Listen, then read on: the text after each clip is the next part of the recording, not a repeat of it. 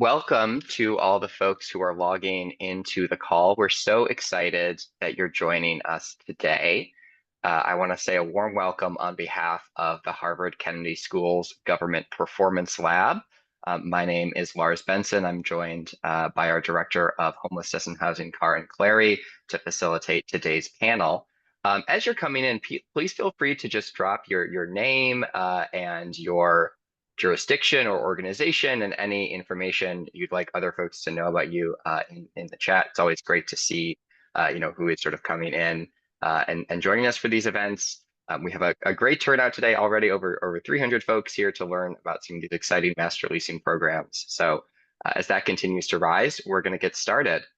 So for those who may not be familiar with our organization at the GPL and our mission, we are a technical assistance organization run out of the Kennedy School at Harvard University, and we support governments in building just and effective service systems that deliver better outcomes for the people that they serve.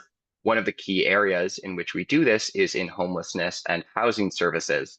We're very fortunate that in our direct work with government, we get to work closely with so many brilliant leaders at the local level who are developing really innovative and exciting ideas that address many of the challenges and crises of homelessness. And today you're going to get to hear from a few of those leaders. I also want to start by acknowledging and thanking our Harvard University co-sponsors, the Initiative on Health and Homelessness at the Chan School of Public Health, the Joint Center for Housing Studies, and the Advanced Leadership Initiative. This is actually the 9th in a co-sponsored series that we launched in the past year and a half towards the goal of creating a cross-disciplinary academic home at Harvard that is focused on homelessness and housing. The support of all those wonderful partners has made this gathering possible, and we're very grateful that we have this opportunity to create shared platforms for practitioners and academics to explore new strategies in addressing housing insecurity together. Today, we're really excited to host some homeless system leaders from New York City and Los Angeles who are developing models to expand access to housing via a program called Master Leasing, which we're going to learn about over the course of the next hour.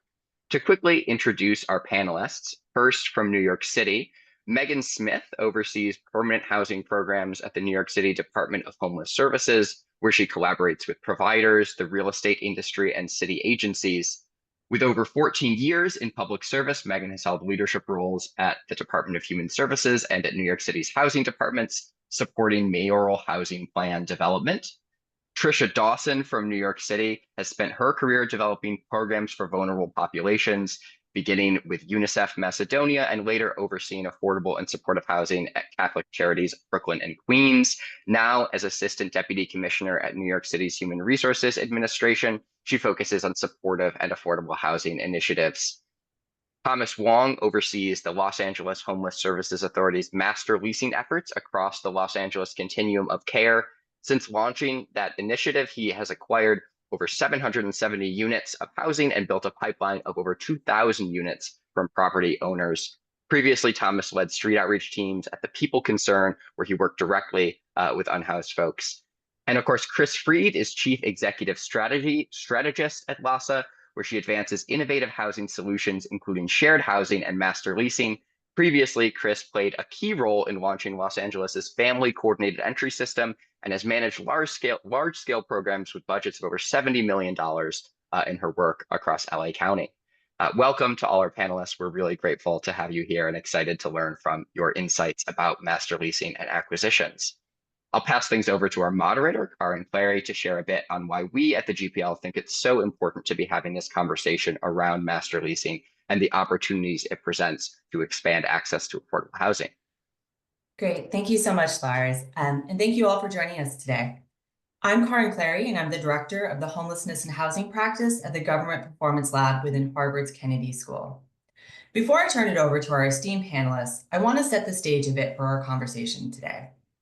The most recent 2024 Annual Homeless Assessment Report sent to Congress reported approximately 770,000 people experienced homelessness on a single night. That is an increase of 18% from the prior year, and this marks the highest increase in homelessness since the federal government began conducting an annual count in 2007. At the same time that more individuals are in need of housing, there is a growing deficit of deeply affordable housing. According to our colleagues at the Joint Center for Housing Studies, just 7.2 million units rented for less than $600 per month, representing 30% of a household earning $24,000 annual income, a drop by 2.1 million from 2012.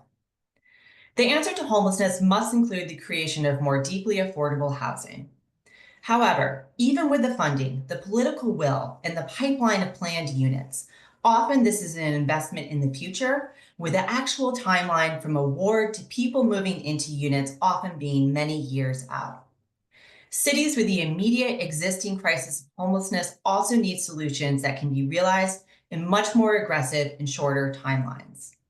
More and more cities are being pushed to think about how they can expand deeply affordable housing with more city control over its operation and leveraging local resources in the near term while also pursuing long-term affordable housing plans. Moreover, the question of what can we do in the now is potentially further exacerbated as questions loom regarding what the role of local government will be in the creation of more solutions to homelessness and direct response to potential changes at the federal level. New York City and Los Angeles represent epicenters of modern homelessness in the US, with respectively 84,000 individuals for New York City and LA with 75 individuals experiencing homelessness. While both cities have differences in the governance structures, the local infrastructure for homeless response, and the makeup of who is unhoused, they share the common challenges of high numbers of people experiencing homelessness, extreme gaps in housing affordability, and increasingly a greater share of money coming locally to fund housing than solely what the federal investment does.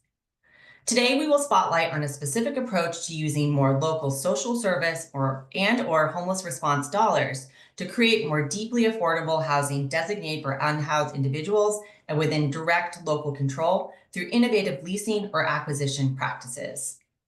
We'll start with New York City, who has been operating master leasing since 2014, and in that time has had several iterations of the program. And then we'll move to Los Angeles, who has moved into this space more recently, but has expanded rapidly as this becomes a primary strategy for rehousing for LASA. After each jurisdiction does a quick presentation on their model, we'll do a moderated discussion, and then we'll have time for audience Q&A. Please join me in welcoming our panelists, and I will turn it over to my former colleagues in New York City. Meghan? Hi, thanks for having us. We're really excited to talk about our master leasing program, which we have rebranded as Affordable Housing Services. Next slide, please. Wanted to give you a little bit of additional context about homelessness in New York City. So we are really responsible for sheltering a population that is the size of a smaller city. New York City is one of 3 jurisdictions in the country with a right to shelter. We are required by law and by mandate to shelter single adult men and women, as well as families with children and adult families. We sheltered individually over 190,000 clients last year. And as of March 1st, as you heard Carin say, our point in time shelter census was over 84,000 individuals, which are being served by about 100 not-for-profits and over 500 buildings in New York City.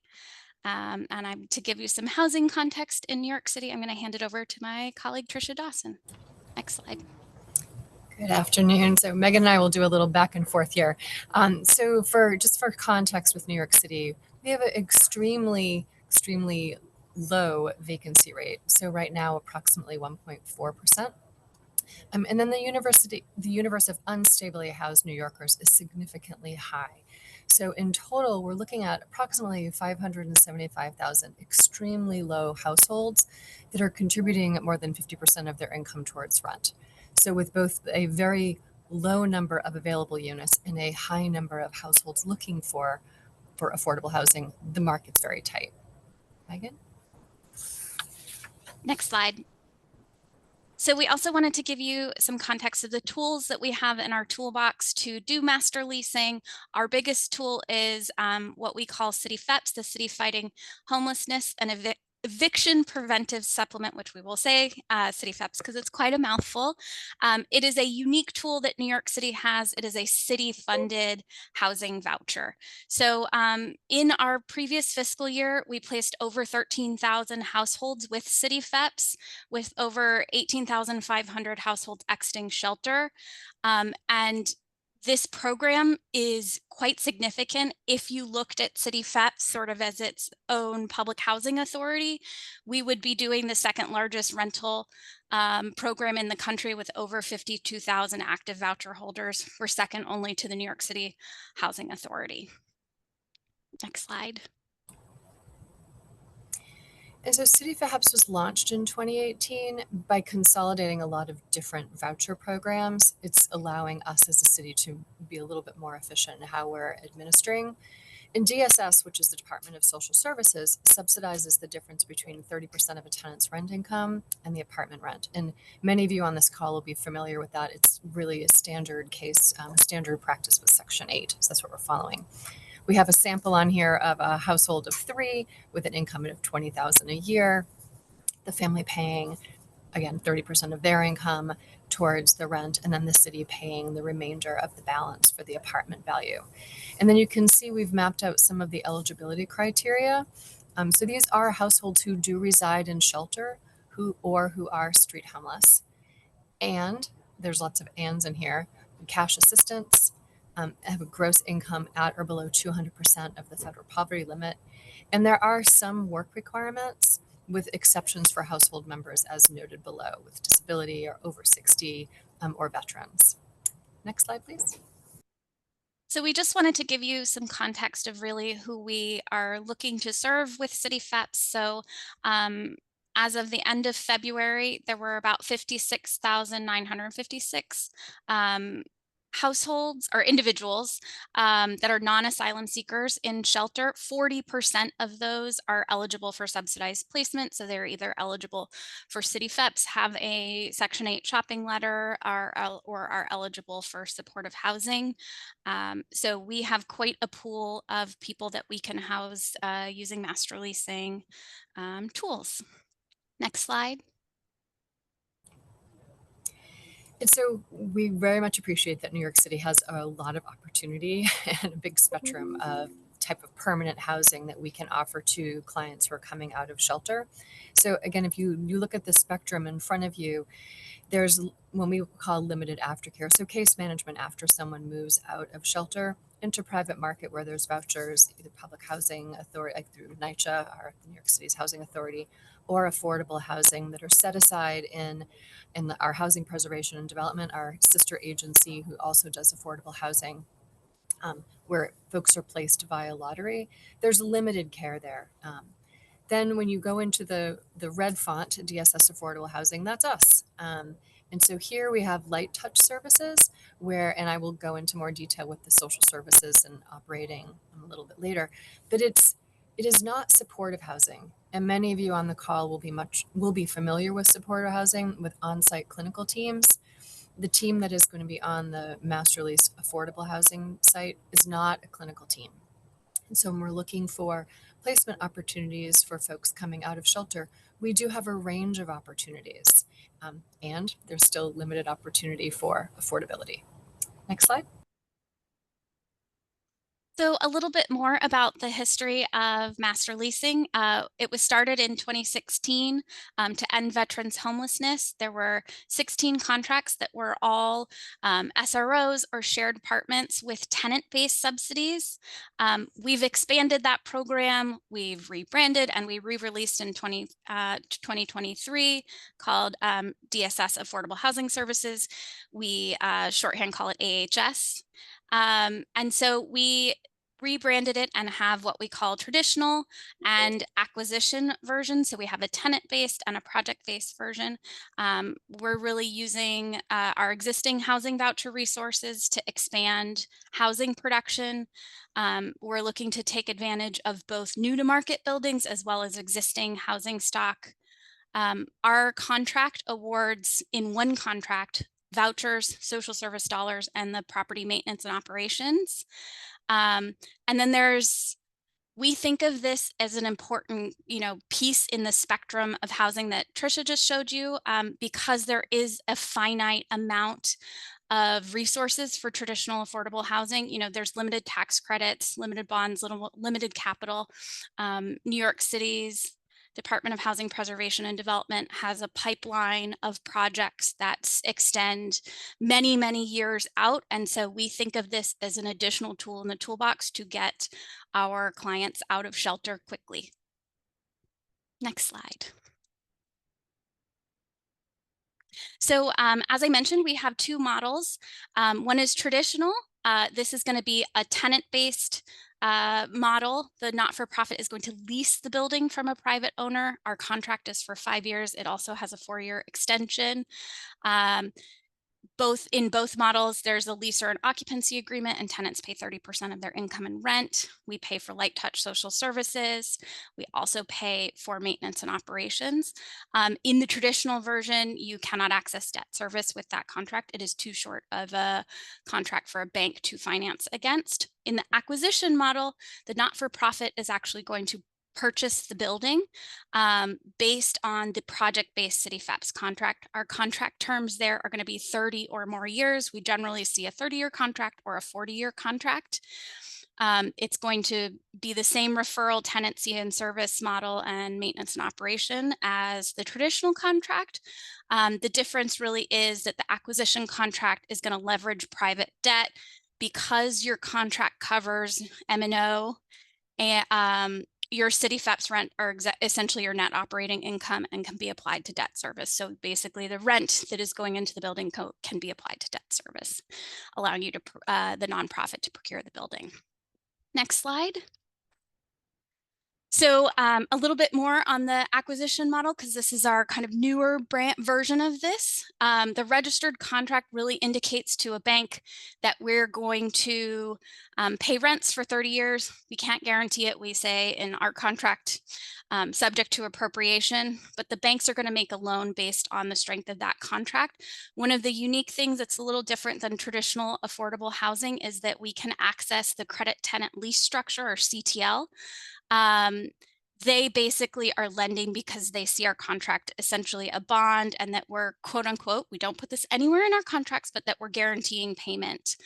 And so they're lending against our contract, not the value of the property. And that allows a lower debt service ratio and much better financing terms, and allows us to acquire the building without any other traditional affordable housing sources. Next slide. So we gave you a sample contract budget here. This will show you just for a 100-unit studio building. It's going to vary based on the size of the building, but shows you what we put in for maintenance and operation, social services and security, as well as some admin overhead. That all goes to the not-for-profit for operations. On the acquisition side, you have your lease payment. That's your net operating income. This will vary based on building. It can be paired with other sources of funding. We list our partners in the affordable housing world here. We have done some joint deals with them as well. And we wanted to give you a project example. So we have an upcoming project that is an 182-unit acquisition in Brooklyn.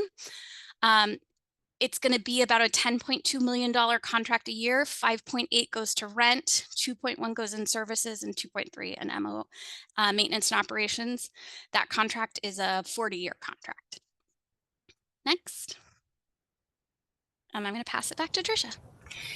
So what you see in the back and forth here is that Meghan and I work very closely together. She on the development side, and then she'll pass it over to our team to actually register and manage the contracts for all the 40 years that they're about to happen. So I wanted to give you a sense of what is in the social services model. So again, this is affordable housing, not supportive housing. When we're looking at the census of DHS clients, many are long-term stayers that don't need or are not eligible for supportive housing.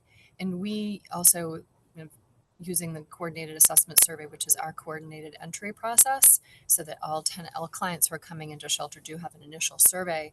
And then if they are thought to be potentially eligible for supportive housing, they would fill out a supportive housing application and get a determination for the alphabet soup of types of eligibility that someone could be move into in our supportive housing here in New York.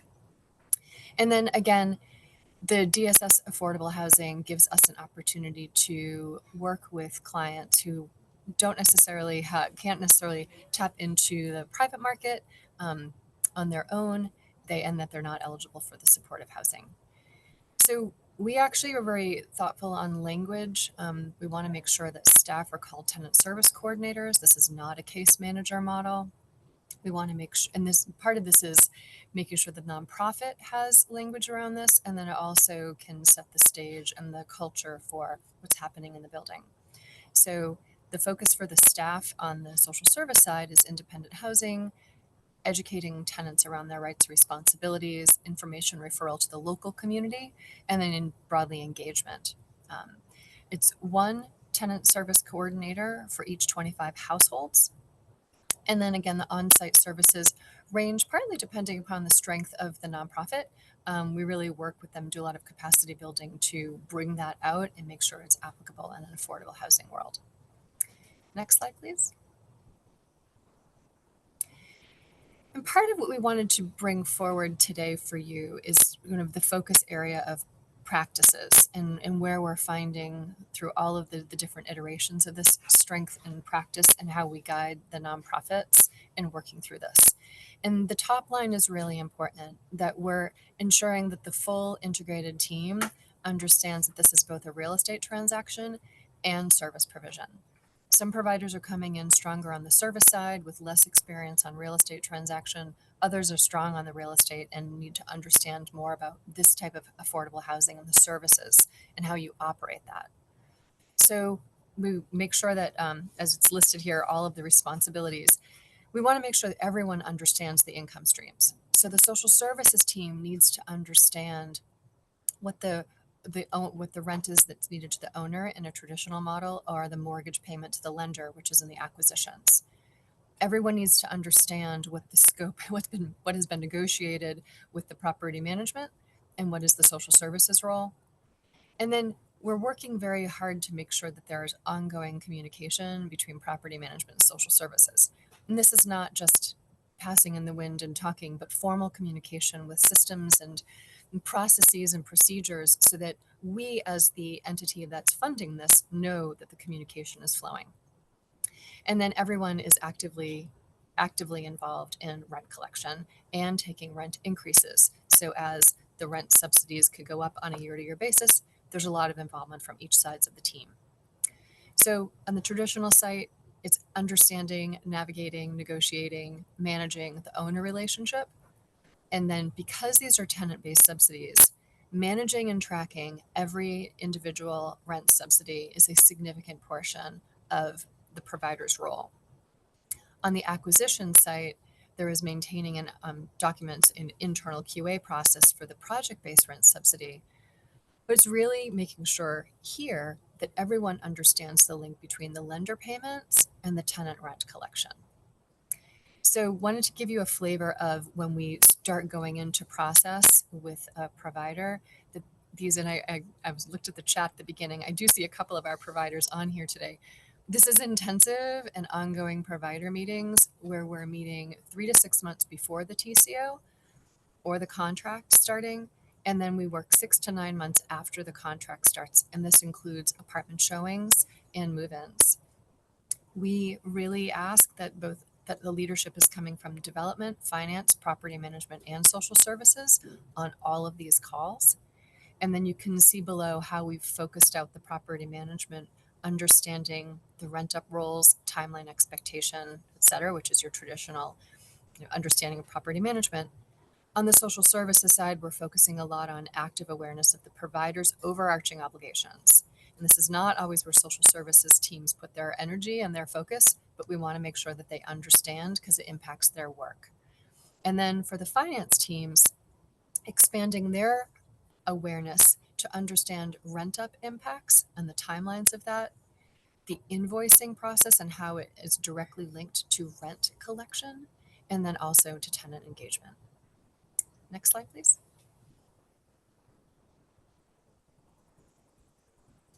Meghan, you want to take this one? Yep. Sorry.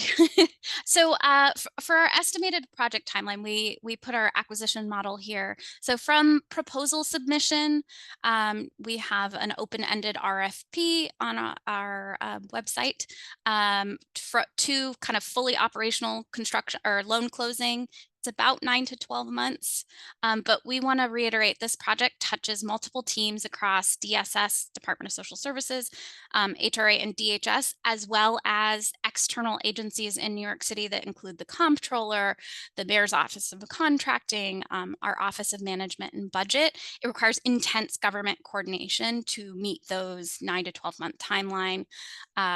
And includes contract negotiation, closing on bank financing. It's an intense 12 months or 9 months to meet this timeline. Want to highlight one thing that we think is very unique to this acquisition model, which is the lease up. We have had move-ins within 2 weeks of the apartment viewings, and in our kind of sample projects, pretty much all units have been leased up 4 to 12 weeks from TCO. That is incredibly fast for traditional affordable housing. And that really is because of how we project-based these subsidies, and we're not processing those project-based applications kind of the traditional way we would process a city FEPS or a Section 8 tenant-based application. Next slide. We just wanted to share a couple of success stories with you. In the past 2 years, since we've rebranded this and created the acquisition model, we've registered contracts for 6 acquisition projects. 2 of them we partnered with more traditional affordable housing partners. One is a hotel conversion. It was the first hotel conversion in New York State using Honda money, which was Housing Our Neighbors with Dignity, some money that New York State set aside for hotel conversions. It's the only use of that in New York City so far. That project will be leasing up early summer. And then we also have an SRO done by the Fortune Society with 68 contract units that paired with our traditional affordable housing agency, HPD's capital financing. There's significant construction going into that building. We also acquired 4 projects with the DSS contract alone. They were new construction buildings that were built on spec. They were driven by some tax incentive policy in New York City or New York State 421A, and the developers just decided that they did not want to own and operate those buildings and were willing to sell to nonprofits. And we had over 230 households move in between July and December. And back to you, Tricia. Next slide, please. Last slide. So some lessons learned. We've been doing this for a while and we've had a couple of generations. The first generation sites have taught us a lot, and we are coming through some different options and paths forward. So that could include sunsetting projects, which is something that we spend a couple of years kind of building out to make sure that things transition well if needed. We are also continuing under new budget models where providers are coming back to the RFP and they're actually able to put in for the new funding. We are focused on tenant protection and then also really the nonprofit provider financial stability. And I think that brings us to the end of our presentation. Great. Thank you so much, Meghan and Tricia. Just a quick reminder for audience, please feel free to drop your questions in the chat. While they are not public available, because we want folks to really be able to focus on our panelists, we are gathering them and consolidating them for our Q&A portion at the end. So please drop questions as you have them. But now I am going to turn it over to our colleagues in Los Angeles. Thank you, Carin, and greetings all. My name is Thomas Wong. I'm the Associate Director of Unit Acquisitions at the LA Homeless Services Authority. And I'll also hand it over to my colleague, Kris to introduce herself. Hi, everyone. My name is Kris Fried. I am the Chief Executive Strategist for LAHSA. Go ahead, Thomas. Thank you. So today we wanted to introduce LAHSA's master leasing strategy for the Los Angeles Continuum of Care. Next slide, please. Before doing so, we really wanted to provide some context of what are we facing in Los Angeles. Starting since 2018, we've seen incremental an uptick of homelessness throughout the city and the county of Los Angeles. First starting between 50,000 folks experiencing homelessness and spiking now up to the 75,000 range. Just to give some context and just scope and sense of scope, Dodger Stadium has a seating capacity of about 55 to 60,000 folks. So we're well exceeding even that stadium size. We did see a downtick of homelessness from last year, predominantly mainly caused from a lot of the encampment resolution efforts that the city and the county have been implementing. So we're just hovering around 75,000 folks in county of Los Angeles. Next slide, please. What is LAHSA and what is our role and what are the resources that we have essentially to work with? LAHSA is a joint powers authority between the city and the county of Los Angeles. We oversee funding from a multitude of public sources, from federal, county, city, state, and even private donations, and have an operating budget of about $875 million. Of particular highlight and importance for master leasing is a new funding source called the Homelessness and Housing Incentive Program dollars. These are funds from Medi-Cal, so state Medicaid program essentially, coming to LAHSA, and that funding source has an aligned term to match with the master lease agreements. We'll get into some of the mechanics about what the master lease entails, how it's essentially structured, but that funding source has allowed LAHSA to do master leasing in a very unique way, and of which my colleague will definitely explain some more about why aligning funding with terms of agreements is quite essential and critical. Next slide, please. So with this effort, LAHSA's master leasing looks to bust through certain permanent housing barriers. LA currently right now is one of the most or least affordable housing markets in the entire country. We have one of the highest rates of unsheltered homelessness throughout the country as well. Even though our system on an annual basis houses about 20,000 folks through our system, it's still not enough, and we are still seeing a heightened increase or influx of people experiencing homelessness entering into our system. So more people enter the system than we can exit them out into permanent housing. We know that in the traditional sense of this rental market, there are high screening criteria that we have to address and negotiate. And most often our service providers are really having to navigate that realm. So negotiating everything from background checks, credit checks, things of that nature. In this competitive rental market, it's very hard to compete. And not only are we competing with conventional renters, we're also competing with ourselves. So the nonprofit providers are often placed in bidding wars with one another just so that they can house their program participant, reach their program KPIs, but at the expense of other partners, community partners, because everybody is vying for the same unit.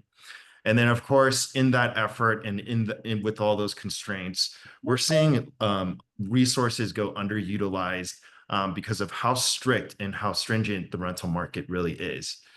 That is what we're facing in Los Angeles, and master leasing essentially is the solution for us to really break through, of which my colleague Kris will go ahead and engage and speak upon. Next slide, please. So, hi, everyone. And I'm just going to move this little box over. So what is master leasing? The thing that I think is really important, and I think our previous colleague shared it from New York, is that the concept of master leasing is not new. So I've been in homeless services for 27 years. I certainly tried master leasing as a nonprofit provider in 2007 through 2009 and swore I would never do it again as the provider community. And so what Thomas and I have built in LA, or have been working on in LA, is really just master leasing with a twist, if you will.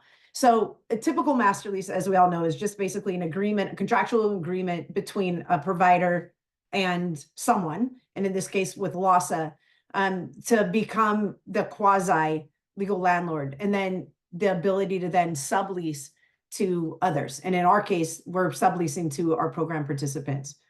For us, it really is an innovative tool designed to help our system really be able to acquire more units, to be able to meet the need, and meet the need with a sense of urgency.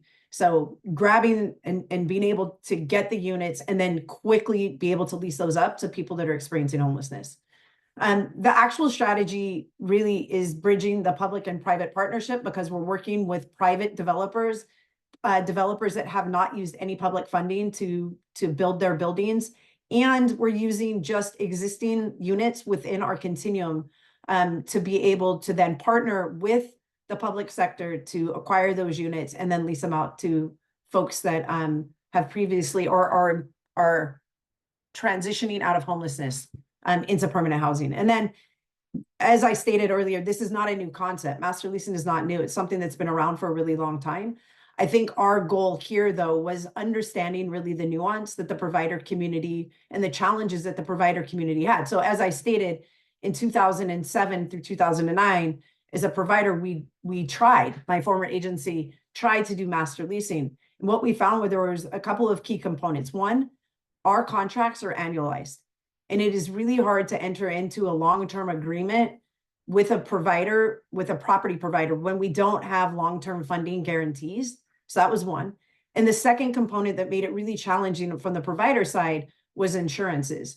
And so, as we all know, insurance is becoming increasingly difficult to attain in almost every community across the country.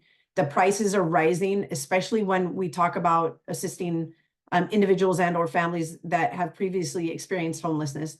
The insurance rates are so high that it made it really, really hard for us to be able to acquire the units and be able to cover the insurance costs.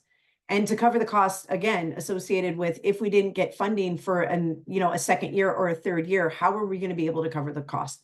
So that's master leasing as a whole and a bit of the nuance. Can we go to the next slide, please?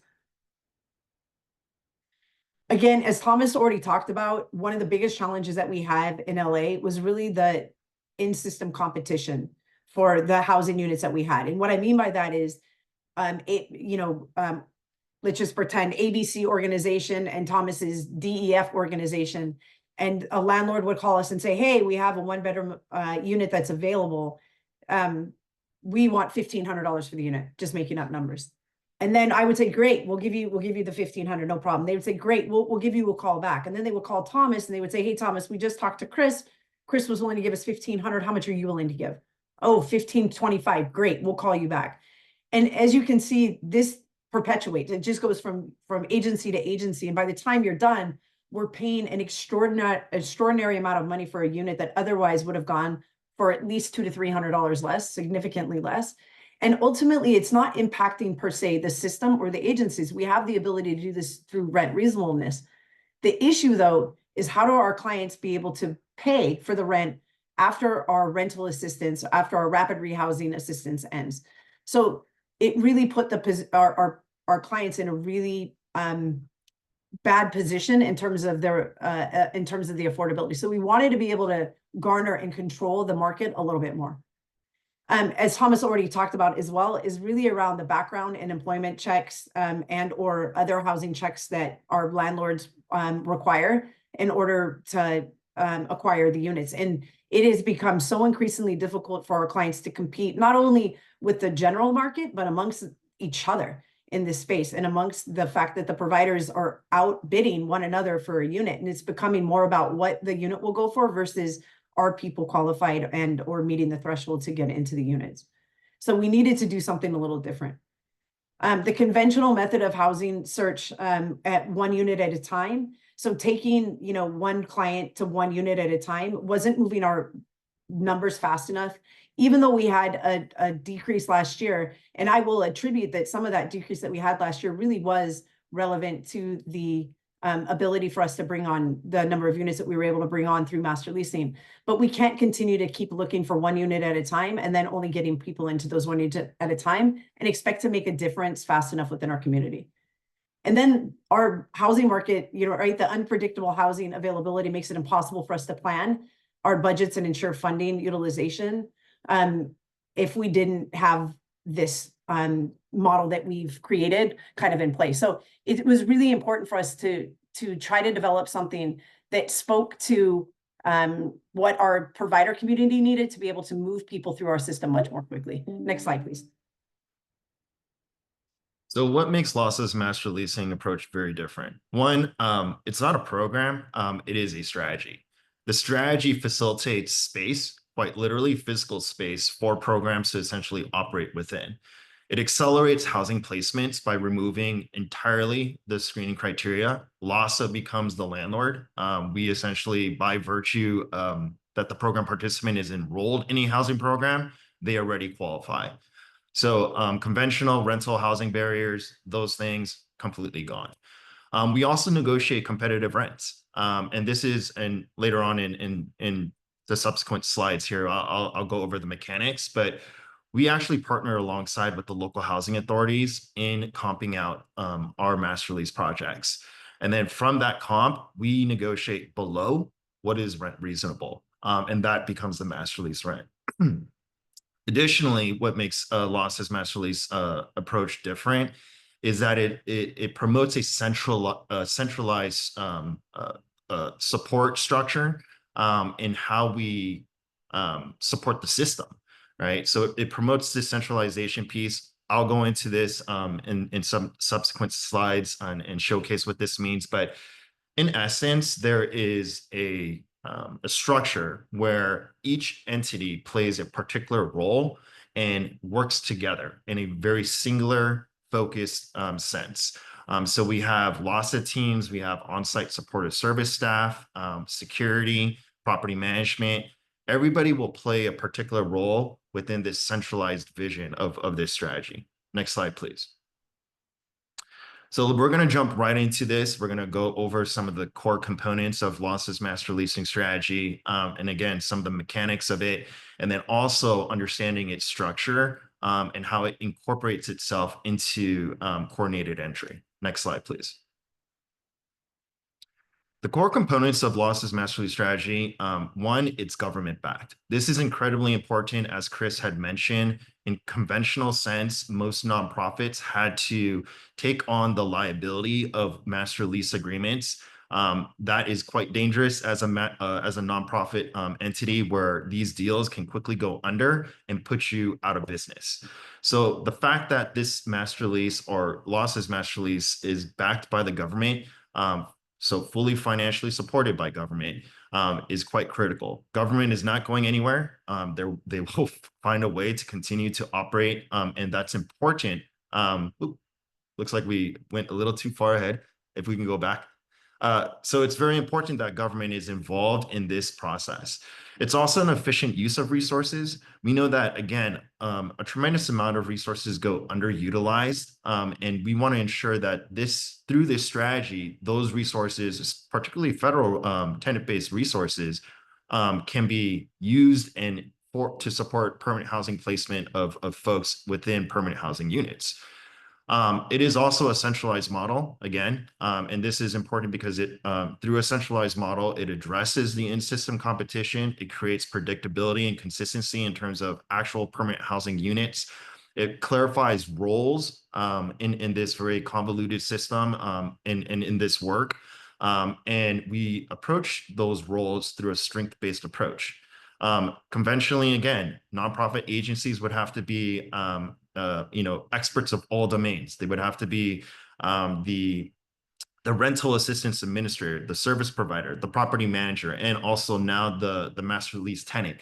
All of those things are now assigned based upon expertise and resources, so that folks can have a clear lane about and operate in a form that supports what they do best. So if it's a service provider, they will be doing service provision. And that is what they are essentially geared to do successfully. Next slide, please. So here's a snapshot of Lossa's master leasing structure. The County of Los Angeles is the backer and major funder for these lease agreements, and they are fully financially supporting every single one of our master lease agreements for the entirety of its term. Those master lease agreements are for 5 years. And then there are 3 additional years, well, 3 additional options, each option worth 1 year. So we can go up to 8 years with property owners. LASA is the master lease holder. We enter into the, master lease agreements. Looks like we have to go back, sorry. We enter into master lease agreements with the property owner. And prior to us doing so, we will partner with the local housing authority for them to check the property for habitability and housing quality standards, and also provide us with rent reasonable comps for the property. In doing so, that is important because we are aligning our master lease with the business and practice of the housing authorities to support tenant-based resources and utilization. So it's streamlined. We thereafter negotiate, again, lower the rent comp that was provided to us by the public housing authority, and then execute a master lease agreement with the property owner. LASA also holds contracts with a fiscal agent. That fiscal agent handles all of the financial aspects of this of our project, right? So everything from rent collection, tenant contribution pieces, completing HAP agreements with the local housing authority, distributing rental assistance, and making sure that the operational expenses of the building, that fiscal agent is managing all the finances for this project. LASA also enters into a direct contract with the property manager. That property manager is trauma informed. They are aware of the unique needs of our population, and they enter on LASA's behalf rental agreements with the actual tenants, which is the tenants being our clients, the people that we serve. We also have on-site supportive services that are deployed to and stationed, normal business hours, Monday through Friday, to support the residents of that site.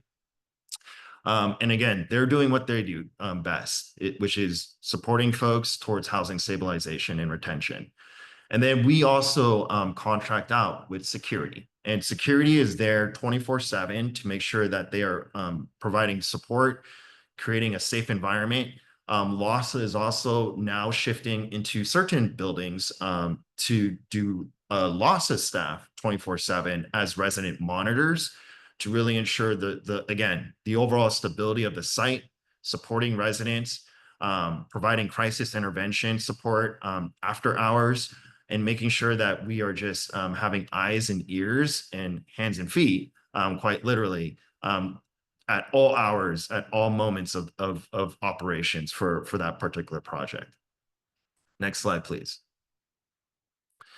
Looks like some of the arrows got deleted here, but you'll see that this is kind of a depiction, and if you envision from left to right, there we go, a sequence of our coordinated entry system, and depicting the various service pathways that a client could potentially take.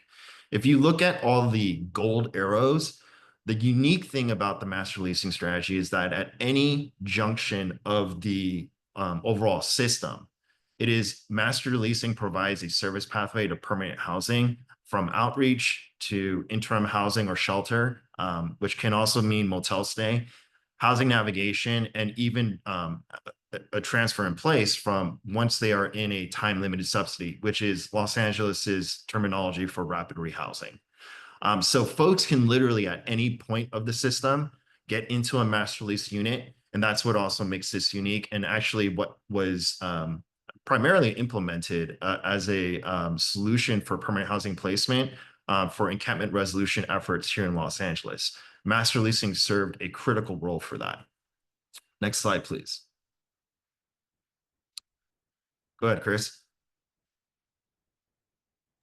Trying to find the unmute. So I think really what's important here is, and Thomas went through a lot of it, and we definitely want to save some time for question and answer. So I'm going to try to flip through the next couple of slides pretty quickly, but all the units that we're able to give to people are move-in ready. So they're fully furnished. We offer same-day leasing. So as soon as we open up a unit that's eligible for our master lease project, we really can, as Thomas just stated, go into an encampment, ask people if they're interested in permanent housing, ask them if they want to enter into a van or take an Uber, go see the site. If they see the site, they like the site, they pick the unit, they can move in same day. So all of our units come fully furnished. We offer same day move in, that we have all the on-site supports that Thomas talked about. We ensure that the asset is protected by providing 24/7 and the single site buildings. As we start to move to a scattered site, that won't be the case. We are planning on moving to a scattered site model later on this year to ensure that we're able to acquire every unit that is available within our community, and also to help manage some of the cost points. But nonetheless, in our buildings, as Thomas stated, that we had the on-site presence to ensure that the asset was protected, understanding that we are turning these properties back to the owners within 8 years. As Thomas also talked about, we had the on-site property manager and ensuring that all the buildings stay that are clean and safe and decent, and a place that any one of us on this call would feel very comfortable moving into. Next slide, please. So as Thomas talked about in that previous slide, we want to make sure that people have the ability to get into into any of our units very quickly. And oftentimes we know that connecting them to a regular Section 8 or something along those lines could take a little bit of time for them to come in terms of the processing. So in this case, we take people that come with any type of subsidy and get them connected to the subsidy, whether that be time-limited subsidy, as Thomas talked about in Los Angeles, we call that rapid rehousing. Understanding that for us, rapid rehousing is the fastest way to get people in. And because we've already partnered with the public housing authorities on the front end, we understand what the price point is. So we're working even under the rapid rehousing program to move folks in with that price point. So if they get a voucher or if they already have a voucher in hand, they can very easily transition over, as Thomas already stated, with the goal of being transitioned in place. If they don't like this unit, we will let them out of their lease and they can find another unit that meets their needs, but certainly want to ensure that any subsidy that someone has within their reach, they're able to put into place immediately. Especially when it comes to a voucher, we don't want them running around for months and months and months with both a rapid rehousing and a Section 8 voucher. We want to be able to get that voucher utilized as quickly as possible. And if they find something else great, they can move, but they can also stay. In order for this project to continue and in order for it to move to the scalability that we want, we understand that we need a pathway, because as I stated, the vast majority of our folks are moving in under rapid rehousing. So we needed to make sure that we could get them connected so that we can continue to move those rapid rehousing dollars forward and continue to get more and more units with those dollars. So the way that we do that is either ensuring that people come in, they already come to our site with a voucher. We still move them in under rapid rehousing because we don't want to delay that move-in process time. So they'll move in and then we're working in partnership with the housing authorities to process that voucher. The second way is that they're moved in with rapid rehousing, and we've identified them through our ongoing work with them through case management that they need a higher level of care. And instead of making them move back to the street, we're able to allow them to transition right there while we're working at getting them a voucher, and then they can put the voucher in place at their current site. The third way that we get them connected or moving on off of rapid rehousing is that we connect them locally. We have a longer term but less case management rental assistance. We call that shallow subsidy in Los Angeles. So it's up to 5 years of financial assistance, which comes with very light touch case management. So we can get them connected to there if all they need is some financial assistance, but not the case management assistance. And then the final way that we exit them is through self-payer. So they're able to stay in the building, just taking over the entirety of their rent and paying on their own through employment or through Social Security or other venues. One other thing that I don't think that we mentioned a lot, but I think it is really important, is that we've been able to utilize this model to bring on the shared housing model within Los Angeles. Many of the units that we've brought on are either student housing type units where everybody has their own bedroom, their own bathroom, but they share kitchen space, and also the utilization of 2s and 3 bedrooms. Next slide, please. Thomas.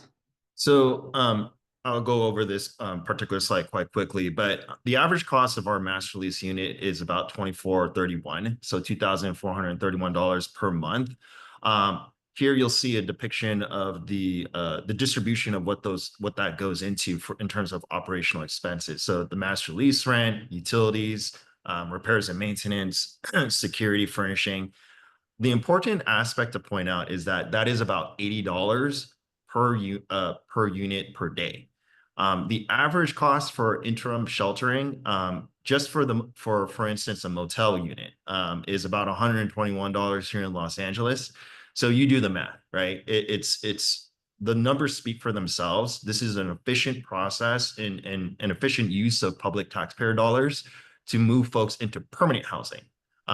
So we wanted to really emphasize, what these costs are, how it's an efficient use of public resources, and that, again, this is a true housing first model. Next slide, please. So just some quick community wins to walk through. One, the program does not duplicate the work of housing programs, because the thing that we're really trying to do, as Thomas stated earlier, is that this is not a program. It's just an acquisition strategy. It is a way to bring on more units so that our providers have units that their clients can access without any requirement in background at all. People want the unit. We don't care if you have a job. We don't care if you haven't had a job. We don't need to know what the pathway of exit is. We will work with you once you get in the building on that pathway. So it really doesn't duplicate anything that we're doing. It eliminates all the equity barriers, such as all the things that I just talked about in terms of background checks and things that typically keep our folks out of units. It balances our continuum of care, underutilization that we've constantly been sending back to the feds in Los Angeles. It ensures that we have a pathway by bringing people in on our most flexible, easy way to bring them in through the rapid rehousing, and then connecting them to the longer term strategy that is the best intervention to get people exited from our programs. We're using the rates. Our HCV utilization rates are actually improving because we're able to utilize the vouchers by already finding units. We're not having people running the streets for months and months and months while they're looking for a unit. It expedites a housing placement time because we're able to move people in most cases, same day, if they're interested in the units. As I just stated in a couple of slides ago, we have actually been able to roll out a real shared housing strategy in Los Angeles through the use of master lease units. And then the rent revenue that we're actually making from some of these buildings can go back into support and to further expand our shallow subsidies and other types of subsidies that will ensure that people have a pathway off of our programs. Next slide, please. Here's a picture of our pictures of many of our buildings. As you can see, these are almost all brand new builds and or completely rehabbed units. In some cases, we've been able to move into neighborhoods that we have never historically been able to touch. And for those of you that are familiar with Los Angeles, a community like West Hollywood has been untouchable in our realm, in our work. We've never been able to do that. And we now have a building in West Hollywood because of the way that we're able to negotiate the rents and the way that we're able to move those forward. So these are just a picture of some of our buildings. We currently have 16 buildings. We have 772 units currently that we've been able to garner in our first year of piloting, with another 2,000 plus units that we have in terms of property owners, landlords coming and bringing units to us. As a matter of fact, in the past, we were struggling to get units, and where we're at right now is that people are showing up at our loss of commission. Owners are showing up at our loss of commission saying, how come you haven't taken our unit into your project? Why not our units? So this is the first time that we've actually had an influx of units that we can utilize in a way that we haven't seen historically in Los Angeles. And with that, we have completed our presentation. Thank you all so much. I know we are technically only going to 2, so understand if folks have to drop off. We're going to try to extend just another 5-10 minutes to take a couple of questions, if that is okay. One of the key questions we are getting from the audience is really thinking about who you are trying to target in terms of who's going into these units. Can you say anything about a particular gap that you feel like you're trying to fill with this program in terms of target populations and how some of those prioritization decisions were made? Maybe we'll do the 1-minute answer from each jurisdiction. We'll give LASA a break. New York City. Yeah, I would say we are focusing on clients that do not need supportive housing. We talked a little bit about our light touch social services. So it's really the spectrum of people who may have a hard time finding an apartment on their own. They may not be able to get through a housing interview, but they really don't need those supportive services. They just need a little bit of help getting used to moving into permanency. And because our entry is very low barrier, the provider, is more doing a viewing of the apartment rather than an interview. It is a good opportunity to move those clients who don't necessarily need those intensive services, but do have a hard time finding housing.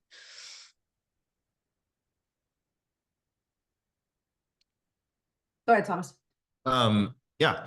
So as also previously mentioned, the unique aspect of lossless master leasing strategy is that pretty much anybody at any junction of the system can enter into a master lease unit. Oftentimes we are informed by the system's priorities, what requires and needs permanent housing resources immediately to be available. What has been the case for the majority of our portfolio are folks straight from encampment. So most of these folks, I would say maybe about 90% of them, are directly street to home.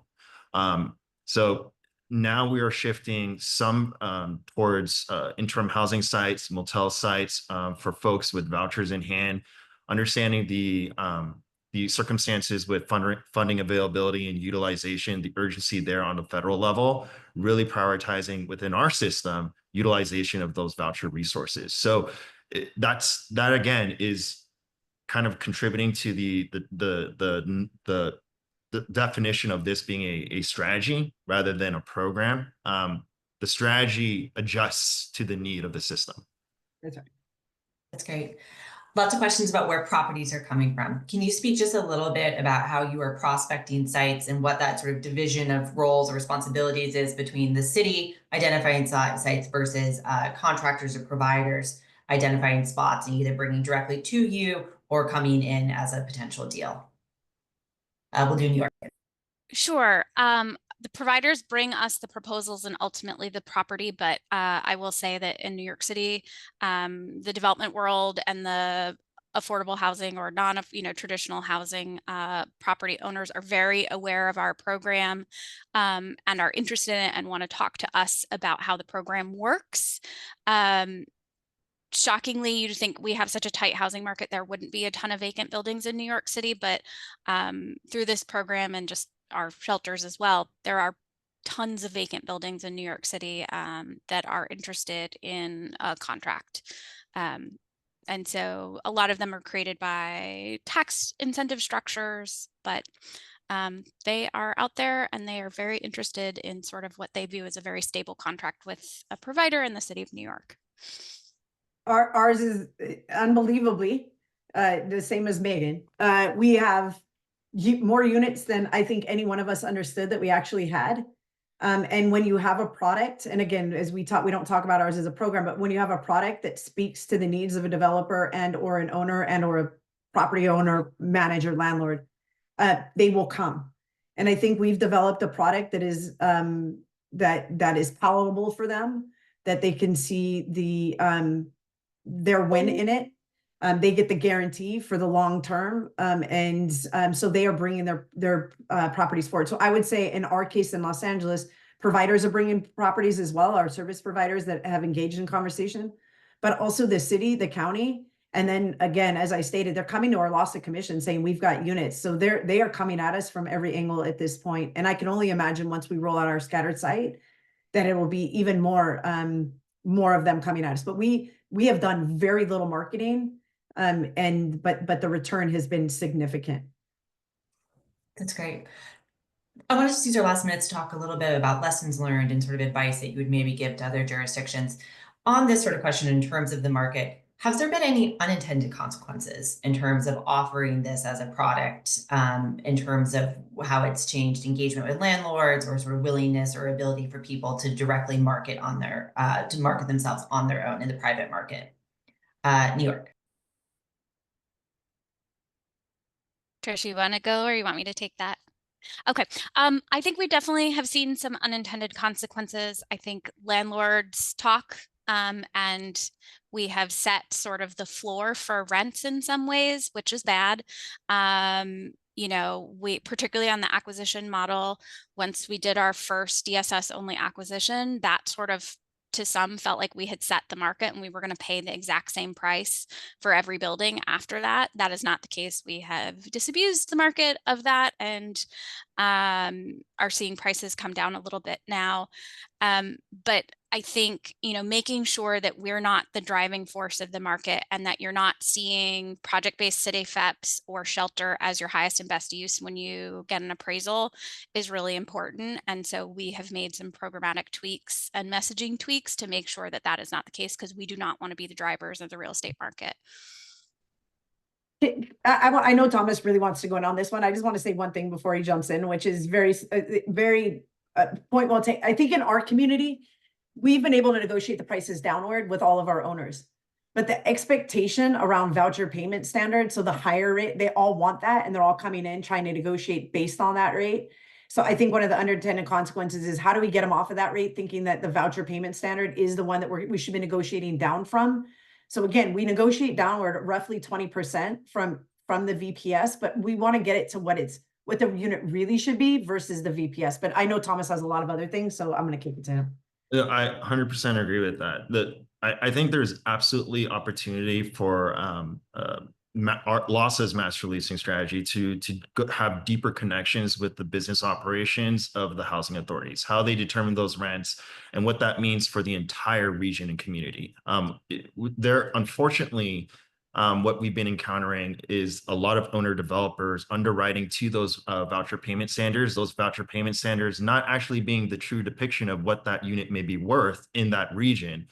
And consequences from an underwriting perspective now really inflates the value of those units. And then there's a huge disconnect in terms of our negotiating powers from our providers, and even in certain situations, LASA's master leasing work. The other aspect too that we've been absolutely learning is that we've busted through that hurdle of most homeless rehousing systems, that there are no housing units for them. We've obliterated that. We've shown that we can actually do it. And in us doing so, what we've been essentially saying what master lease is, it's the proverbial mirror of ourselves. And we get a hard, long look at our ability to provide services, our ability to really support the people that we're meant to support. And it's revealing to us that there are shortages there, right? So we have the units, and now there's a lot of work that we need to do to really implement and further refine the services to support residents within the context of permanent housing. I think a lot of the resources within our systems have been really just about finding the units, how to figure that out. And unfortunately, we've kind of deviated from what we should be focusing on, which is supporting folks, getting them stabilized, getting them off of a rapid rehousing rental assistance program, and then allowing them to self-sustain, or creating strategies in advance, right, where we can start preparing instead of reacting to a lot of the concerns and issues that this population and this system has traditionally kind of just showcased itself. So there's a lot of work there. We can get the units. Now we need to deliver on the services. That's great. Last question. What is your advice for jurisdictions that are considering this as a possible strategy in terms of the core components you think need to be in place to be able to stand up a program or an acquisition strategy similar to what you guys have? Recognizing that a lot of jurisdictions may not have the same local infusion of resources. So if you could talk more about sort of concepts, components, and sort of partnerships versus actual dollars, I think that's helpful.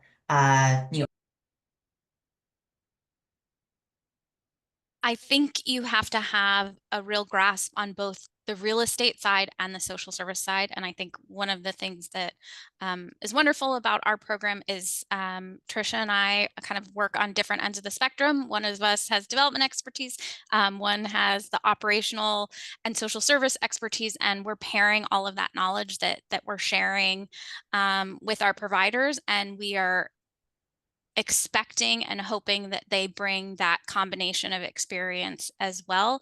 You can't just think of it as a real estate transaction, and you can't just think of it as a social service product. You have to think of it as both, because if you don't, one side of the equation is really going to hamper the program. I think the other big thing that one of the slides that Trisha talked through is you really need to understand what happens when you are coming to the end of the contract. We in New York City really do talk about this as permanent housing. And so when you're thinking about a contract potentially sunsetting or extending that contract, we need to be thinking about that at the beginning of the life cycle of the contract, not just the end, because that is really where you are going to run into issues, you know, and it being permanent housing. We do want to continue to protect these tenants. Yeah, I would just say, so in addition to being at LASA, I'm part-time LASA and part-time consultant. So, and I've worked with lots of other communities, I think, in terms of the conversation relative to how do they do this to scale, because not everybody, and I would use, you have the two largest communities, I think, or the two largest homeless communities on this call right now, with Los Angeles and New York, at least two of the largest in the country. And so you're not, not every community is going to have all the resources readily available to do all of the different things that we're talking about on the call. But I do think that there is scalability to this. And I think to the point of what I would say is we have a lot of property providers right now, owners, landlords, developers, that are frustrated by the short-termness, if you will, of rapid rehousing and what is the sustainability beyond that. And to Thomas's point, I think post-COVID, we have seen such a turnover of staff. It's not right. So training is really important and getting people trained up. But I do think if every community kind of looks within their own portfolio, even to try it on a smaller scale, what does that look like? How do you partner with, it doesn't have to be government backed. So it doesn't have to be Los Angeles is where the government's the one holding all of those things. It could be at the provider level, but then we have to start thinking about how do we engage in conversations around multi-year funding. And I think those are conversations that all of us should be having within our own communities, so that if we're going to ask providers to do this on a one-to-one basis, meaning each agency kind of take it on its own and or communities take it on its own, how do they do this? Like, we've got to look at how do we ensure the sustainability, I think, moving forward. But I do think that there are answers for every community. We're starting to see other communities like Seattle start to stand it up. San Diego starting to engage in conversations around how do we get this done. So, and how do we get it done to scale? And I think you just have to look at what's the scale you need for your community, and then looking within the resources and how do you redirect those resources to this type of an effort. Great. Okay, we are well past time. I want to thank all of our panelists for being so generous with your time and your knowledge and your insight and your candor. Thank you to all of our audiences for the incredible questions that came in. We barely scratched the surface. And again, thank you to our fellow co-sponsors at Harvard at the Initiative for Health and Homelessness, as well as the Joint Center for Housing Studies and the Advanced Leadership Initiative. Please sign up for our newsletter. I think we dropped the link in the chat where that is where you can learn about more sessions that are coming up in the future. Thank you, everyone. Have a wonderful day.